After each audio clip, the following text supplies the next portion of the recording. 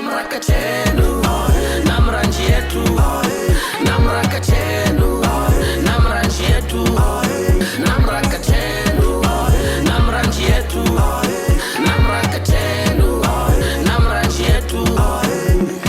NamRA, serving with passion.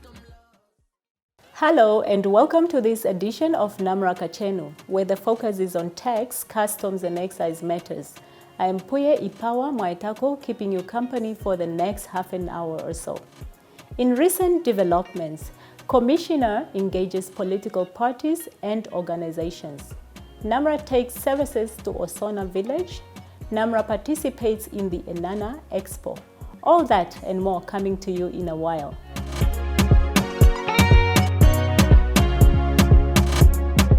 From 24 to 27 July 2023, Commissioner Sam Shuvuta led his leadership on a Commissioner's Winter Engagement Week, which saw him meet 3 political parties and member-based organizations. Those engaged were the SWAPO Party, the Popular Democratic Party, PDM, the Landless People's Movement, LPM, the Chamber of Mines, the Namibia National Farmers Union, and the Hospitality Association of Namibia.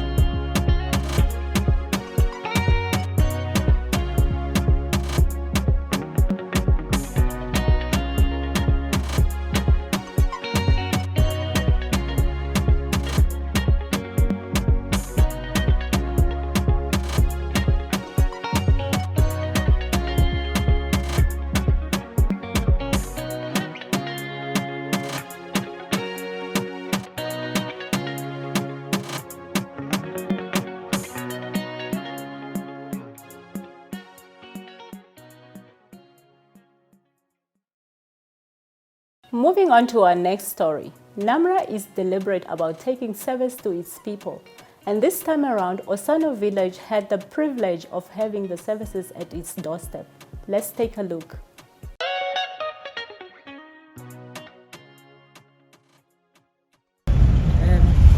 Okay, we came to Osona to assist taxpayers with the submissions. Taxpayers were really forthcoming. They came really, not in a lot of numbers, but there are a few of them that came through. We managed to assist them to file their returns, those that had the copies. We also did queries on, some of them wanted to know whether they had outstanding returns, outstanding balances and all that. We also issued some of them with payee requests that were never submitted. The only thing I think is that taxpayers want us to come more because normally they don't get a chance to during the normal working day to do the submissions and stuff. So they really appreciated us coming out here and assisting them. They just wish that we had more days to assist with the submissions because there are a lot of people that have outstanding returns, and through the past 3 years were submitted manually. Most of them, I think most of the government as well, they were submitted manually. That are not processed on our system. So we really try to update our system in that regard on submitting the returns online.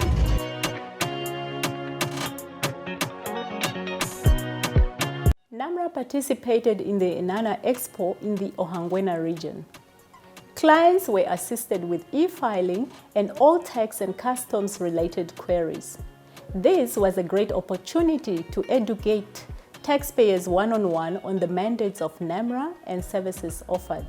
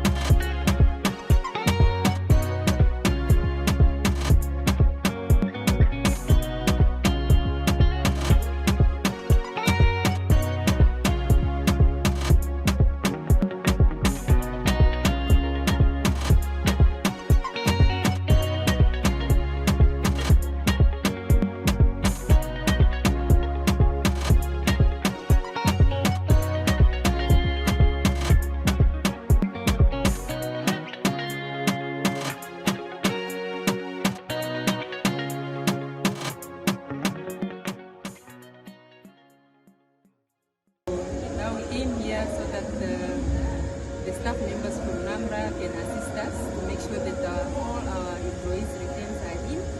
Then on top of that, our employees' tax pay file certificates, they were not matching with the information on NamRA's system. So since now we have loaded all the returns, all the information is matching. So the issue is now resolved and we are very happy.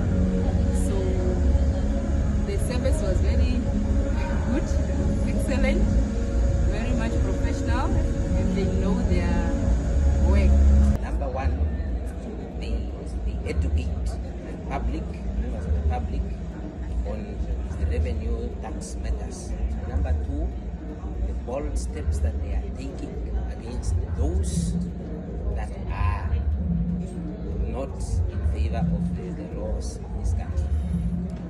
I want to applaud you for it. What you are doing is marvelous. Keep it up.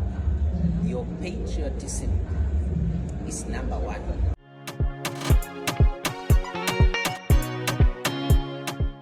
When we return, my colleague Robert Katangolo engages Petra Haingura, the manager for Northeastern Regional Operations, Rundu Domestic Taxes. Stay tuned.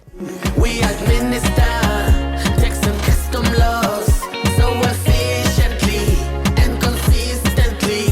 We are ethical, effective in changing lives. We are there for you. This is your revenue. NamRA, serving with passion to positively impact the livelihood of every Namibian.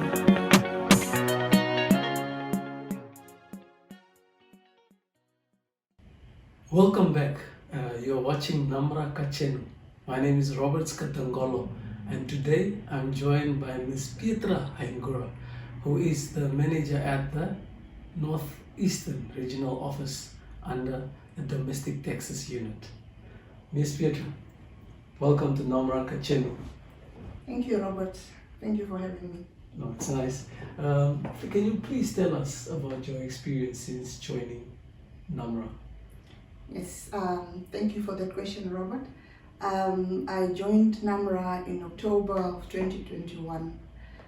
Before that, I had the privilege of working for the legacy system, the Inland Revenue Department. I took over office thanks to my predecessors that have set things sailing for me.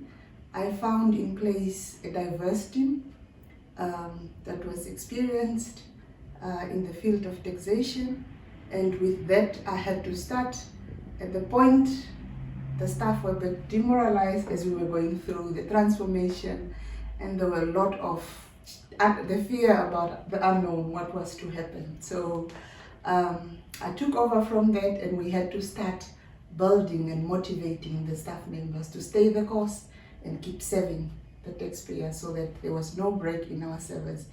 And I should say, thanks to the team, we managed to rise above that, and we continue to serve with passion. Indeed, serving with passion is what we want. And what an experience since you've joined NamRA. But ever since then, what have been the challenges that you've encountered when dealing with taxpayers in your region? Thank you very much. We've had a few of the challenges, from the staff turnaround to other external issues, including the non-declaration, non-filing. The voluntary compliance in our region is not at a pace that we can say we are happy. The biggest challenge we have is with the business community. That is where we see the highest risk of non-compliant in terms of non-declaration, and we are working tirelessly to educate and ensure that they come on board. But notwithstanding that, we also see a big challenge with the individual taxpayers. That is due to the porous, that our region is wide and big, and this is the only office, but we have a satellite office in Kurenkuru. So we need to find a way of reaching out to many of our taxpayers. So that distance to travel to access service we see as another challenge for our taxpayers to be non-compliant, because when you go out in the field at times, you find that people don't really know so much about, and they don't make the effort to really reach out, because they find the cost of traveling a challenge to get to us. So that is something that we look for, to reach out to them so that they can come on board. Some of those challenges, one can see that they are attributed by perhaps a lack of knowledge and so forth. So what initiatives are you taking in order to educate the taxpayers within your region? Thank you, Robert. That's an interesting one. What we've done as a region, after we've identified that as a challenge, the lack of knowledge, we've set up a task team that deals with taxpayer education and stakeholder engagement. So what we are basically doing with that is we are trying to cluster and group our taxpayers with the same needs or the same challenges in terms of the knowledge that they lack. We look at their return filing and how their payments are going, and then we try to put them, when we have identified that this is the same set of taxpayers, we then approach them to see how we can educate them. So we take them through all the taxes that we administer, and we give them that education, and we do follow-ups to see if we've educated them in the month of July, for instance. We would expect in their next return filing to see a bit of improvement, whether they are reporting the income correctly and accurately, truthfully and honestly as well. And we try to follow up on the taxpayer so that they don't fall back on that behavior. So we see this, we are opening the space for them to approach our office, because one thing that we also find is taxpayers are afraid to come to us. They have the thinking that we just want to take their money away. So that understanding of why they pay their taxes was really a gap, and that's something that we are trying to close so that we can collaborate and see how we mobilize those revenue resources. Good. So while bringing those taxpayers in, you'll find that a lot will then file and submit their returns. But in that case, is there perhaps any backlogs with regards to assessments or any audits within your region? And if so, what strategies are in place to tackle this backlog? Thank you, Robert. Yes, indeed, I can confirm we have a backlog in terms of assessments, especially on the income tax returns for individuals, as well as with our audits. One of the challenges that we have with regards to that is the manpower. Of course, we are still busy recruiting, and we are hoping to get everybody on board so that we can deal with them. But what we've done so far is to try and identify and quantify how much of a backlog we have, so that with the resources that we have, then we can say, look at a time period, how long it will take us to deal with that. But while we wait for the manpower resources, what we've already started from my office is the current staff that I have, thanks very much, they are motivated to work an extra hour a day in which we try to tackle the backlog. So what we are doing is we are starting from the oldest, coming to the latest. We know the returns for 2023 are just coming in, and we are still behind to 2021 as far as we have. But we've managed to quantify that, and we have the statistics of how many those ones that we have, and we can project the time that it will take us to deal with those ones. And going forward, then we wish to keep up to date with what is coming in, so that we don't build again on the backlog that we've inherited from the legacy system. With regards to the audits, as we know, every credit is flagged for verification. So the audits to auditor ratio is a bit of a challenge given the manpower, but we are looking at dealing with those ones in which we pull resources from all other divisions to say if we can tackle them. Let's say for 2 weeks we pull our resources together and say we are going to tackle this area, and then the next week we'll then move the resources to the other side, so that we just work on all angles, so that we are not leaving the one area behind. So that is the strategy that we've started, and we are pulling. Good, fair enough, and I wish you all the best with those strategies. Any last message or views to our viewers or to your viewers? Thank you, Robert.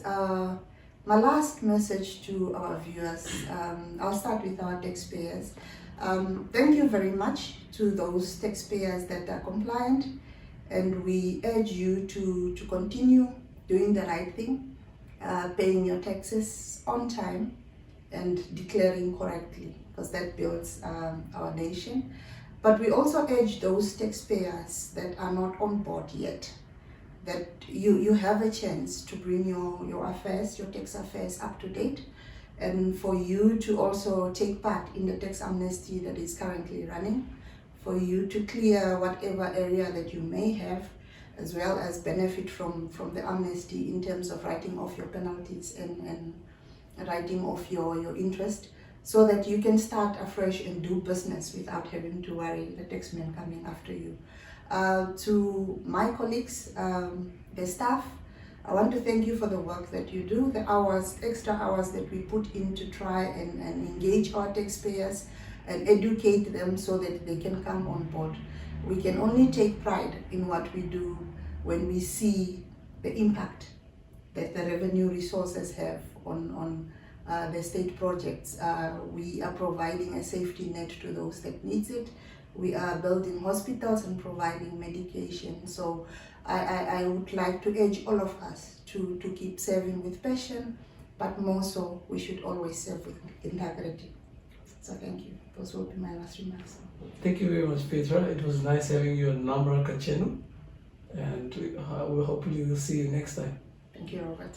Well, that was Ms. Petra Haingura talking to us about her experience since joining NamRA, as well as urging taxpayers out there to do the right thing and be tax compliant. From me, Robert Skatangolo, is back over to the studio. That was Robert Skatangolo with the Northeastern Regional Manager for Domestic Taxes, Petra Haingura. We administer tax and custom laws so efficiently and consistently. We are ethical, effective in changing lives. We are there for you. This is your revenue. NamRA, serving with passion to positively impact the livelihood of every Namibian.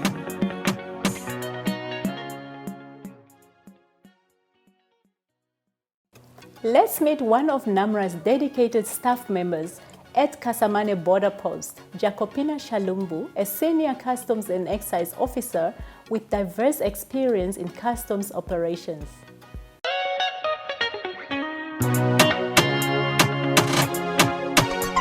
Petra Haingura, a senior customs and excise officer at Kasamane Border Post.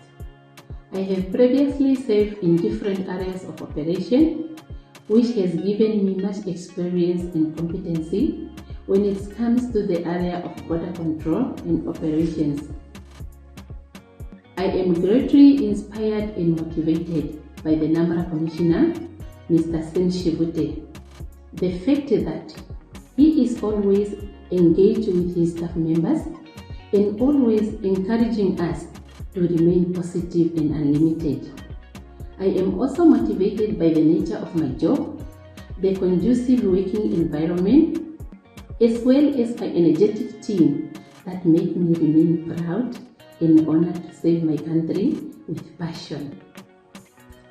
I am currently a senior Customs and Excise Officer heading Kashamani Border Post. One of the main goals and objectives of my current role is to safeguard our society and economy at large by ensuring the prevention of importation and exportation of prohibited goods, to ensure that the importation and exportation of restricted goods meet the necessary requirements, and making sure that the state revenue collection is done according to Treasury instruction and to facilitate legitimate trade. I would like to professionally grow and climb my professional ladder within NamRA, as my career goals and objectives align with those of NamRA.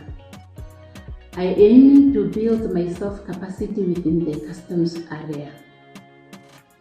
NamRA is a backbone of government finance in terms of revenue collection.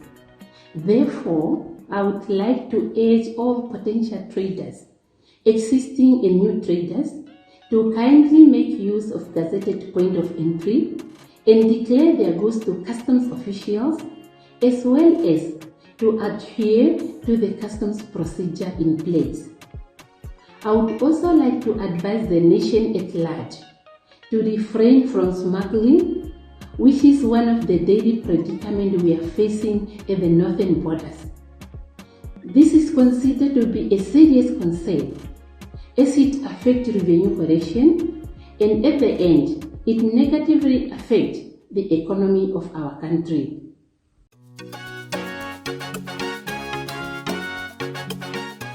The next insert focuses on withholding taxes on entertainment. I am Nesla Watanawa, and today we're going to talk about withholding tax on entertainment fees.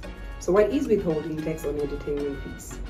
In terms of Section 35A of the Income Tax Act 24 of 1981, a resident who pays or becomes liable to pay withholding tax, whether directly or indirectly, to a non-resident must withhold or deduct 25% on the entertainment fees paid to the non-resident. Now, who is an entertainer? A few examples of entertainers are artists, actors, actresses, sports personalities, TV personalities, and musicians, just to name a few. Now, who is liable to pay with a withholding tax on entertainment fees? The liability to withhold tax on entertainment fees lies with the non-residents who come and performs entertainment activities in Namibia. However, the resident bringing in the non-resident for entertainment must ensure that they deduct or withhold 25% on the entertainment fees paid to the non-resident.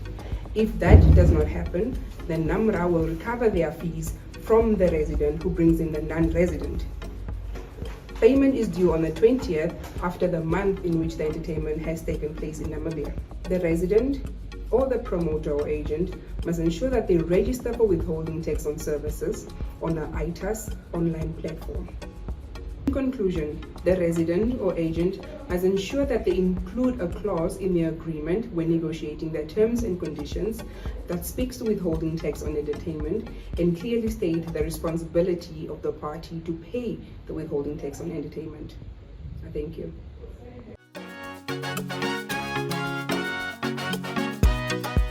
Let's look at the process of recovering of tax from third parties.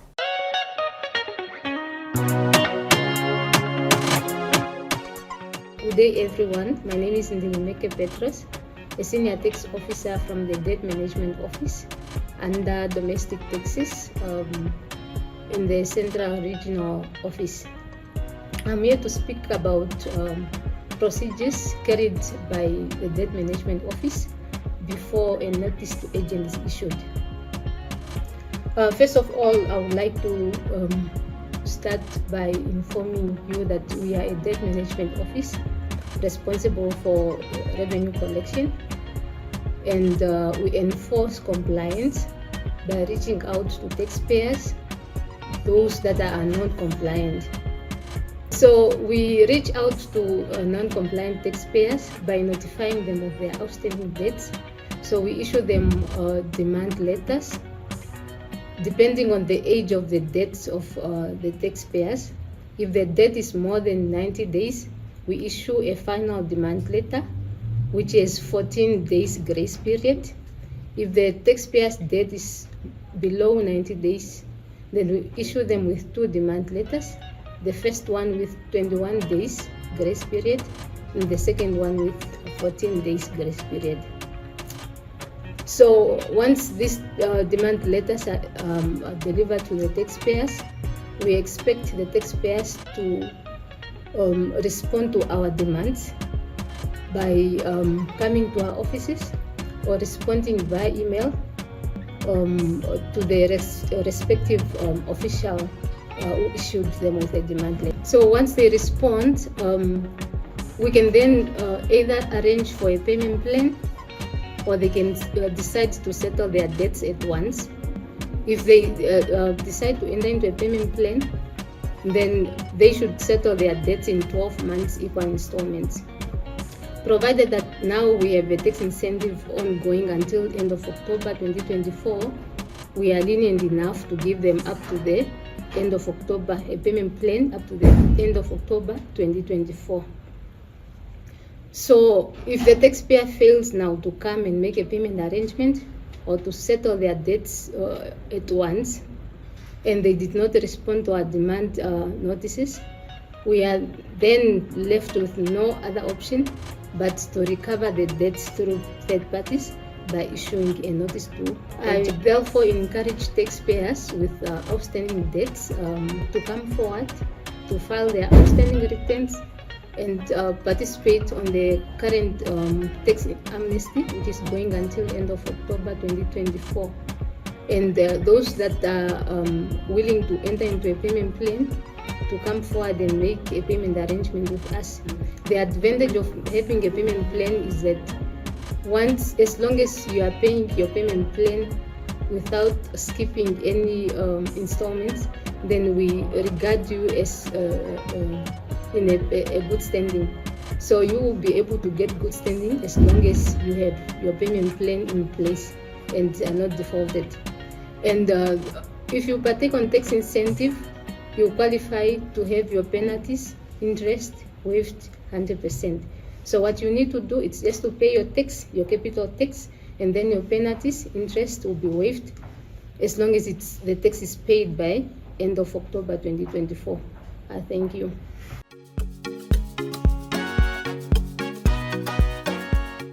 Here is a trivia of duties.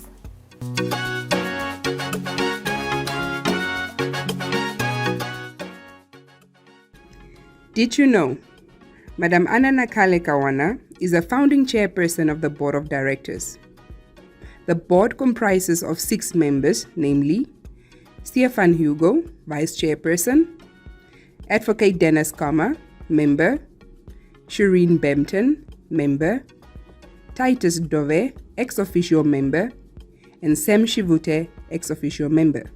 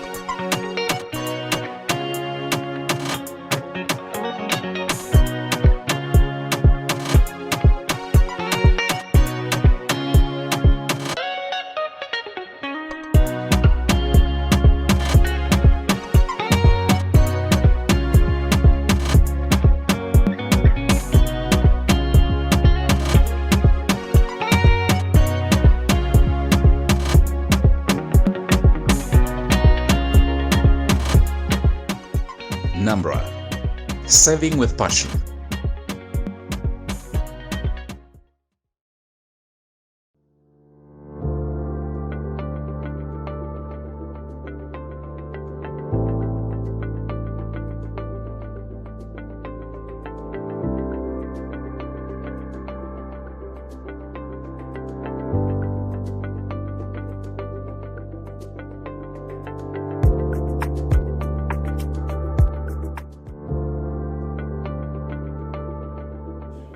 Up next, we are looking at the difference between counterfeit and piracy.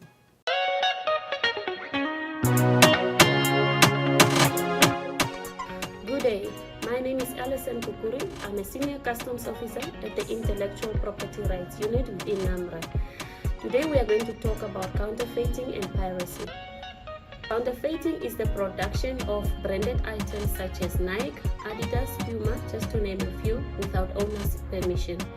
These products are of low quality and they are also cheaper than the original one. They are intended to deceive the appearance of the original ones. Most products that we found on our market are subjected to counterfeit, and I will just name a few. Examples are t-shirts, shoes, pharmaceutical products, toys, and car parts, etc. The next term that we are going to look at is piracy. It is the unauthorized reproduction or downloading of copyright digital contents with the aim of illegal distribution. Examples of these are movies, software, music, online games.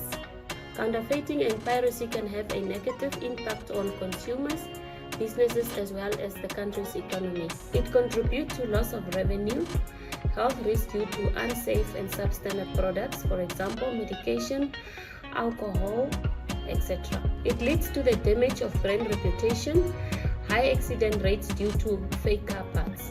In conclusion, the importation and selling of counterfeited and pirated goods are prohibited in accordance with Section 123 of the Customs and Excise Act 20 of 1998. I thank you. Are you owing NamRA in tax debts? Here are the options on how to make a tax payment.